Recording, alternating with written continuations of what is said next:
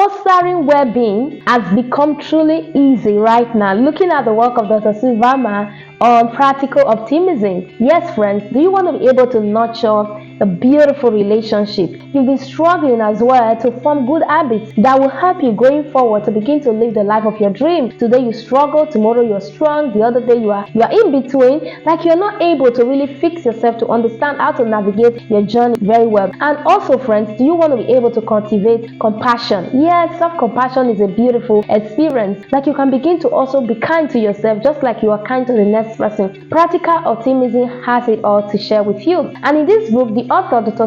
Varma, who is a wonderful psychiatrist, clinical personality, has a lot to share with us. And then she has been able to deconstruct them into about 8 profound pillars, 8 powerful pillars with the letter P. That's the 8 P's. We call it the 8 P's. Hello, friends. If today is your first time coming by my channel, welcome to the show. Yeah, I want to appreciate you for coming around. Thank you so much for being a part of my community. This is Faith Michael. If today is your first time, please do well to subscribe to my channel. Yeah, have you subscribed now, guys? Please subscribe so that you can keep getting updates on how to optimize your potential for impact, influence, and income. So let's get into the work of Dr. Varma. Beautiful book, friends. The truth is, I love to read books that are dense. That is me. I don't like shallow books. No, I don't like them. Maybe back in the day when I was much younger, I used to love them. But now I love density. By density, I mean books that carry weight, that carry a lot of ideas, strategy, information on how to navigate your situation going forward. I really love those kind of books. And this book is one of such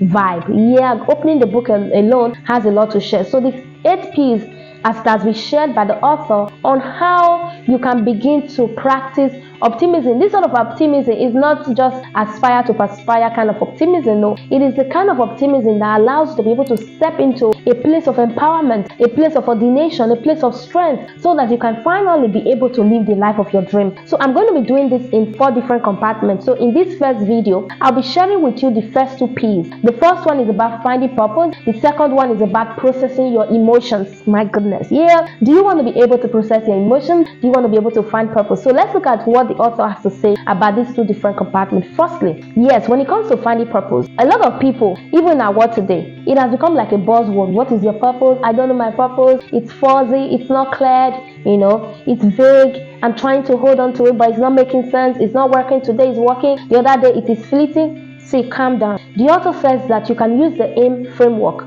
all right, to begin to understand how to navigate your purpose journey going forward. The A there stands for acknowledgement. You have to be able to acknowledge your past decisions. How have they been able to influence your life positively, negatively, in between, whatever? You have to be able to acknowledge. If you've made certain decisions in the past that truly influence who you are today, in a positive or in a negative light, your ability to harness it, to look into it, open it up, all right, dust it back left and center will enable you to understand what it looks like to have a sense of purpose. Do you get that? And then the idea is for inquiry, asking questions. Yes, the differences between where you are today and where you ought to be in the next 1 month, in the next 2 months, are the questions that you are not asking. You've got to be able to ask empowering questions. All right, John C. Master wrote a book on how good leaders ask great questions, right? You have to be able to ask great questions that will take you from here to the next part of your life, to the next dimension of your life. All right, inquiring is beautiful. So by the time you acknowledge your past decisions, make further findings as to what you need to be looking at for next that will take you from where you are to the next level. And then the M there is about ensuring that whatever it is you're doing is making a lot of meanings in your life. All right, begin to draw meaning from the different sources of your engagement. That is how to find purpose.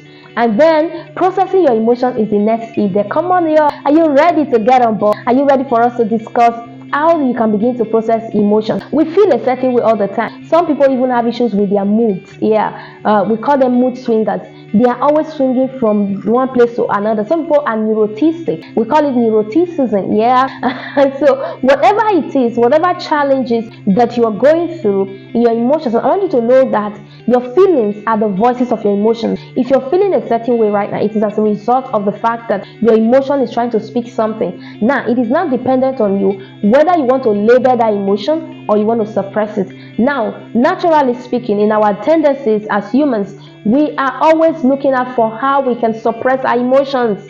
Do you see that? We suppress our emotions all the time, and as a result, when they now build up in our system, they start to affect us. They come up as stressors to inflict us with physical ailments, with physical sicknesses. So it is time for you to begin to label your emotion. And I want you to know that the framework in which the author has been able to break down to ensure we do this is that the first thing you do when you want to process your emotion is that you name it. Naming it is about labeling. It is called the labeling effect as opposed to suppressing it. So you label your emotions, you name it. Whatever you can name, you can tame. Yes, that's a beautiful quote. When you name it, you tame it. And the next one there is that you tame it. After naming, you tame. Name, you tame.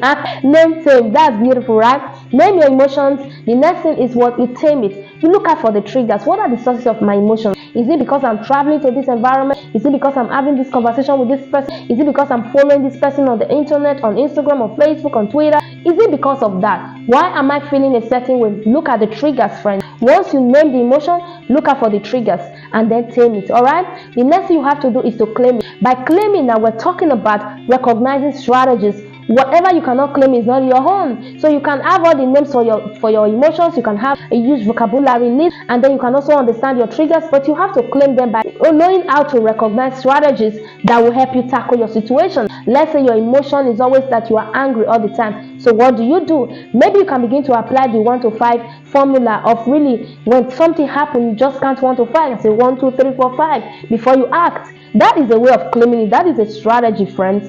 So if you look at your life right now, possibly there are strategies that you have been utilizing to ensure that you are able to let go of that trigger. You are able to let go of that emotional upheaval. That is it. Then the last thing that is reframing. Reframing is very good. It's a positive psychology kind of application that has been publicized. It is beautiful for you to be able to reframe negativity with positivity. This is practical optimism. I love it because in each of the P's, in each of the sessions, the author has a framework. The author has a blueprint. These are the kind of things I want to interact with, friends. Have you learned something? Looking at finding purpose, we have spoken about the aim framework, and looking at processing emotion, which is the second P, we have looked at the name, tame, claim, reframe framework. If you can give it a name, please quickly tell us in the comments. I'd love to read from you as well. What have you learned from this video? I hope you've been blessed. Once again, my name is Faith Michael, and in this series, I'm just going to be walking you through the book Practical Optimism. It's going to be in 4 installments.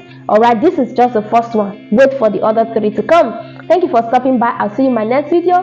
Bye for now.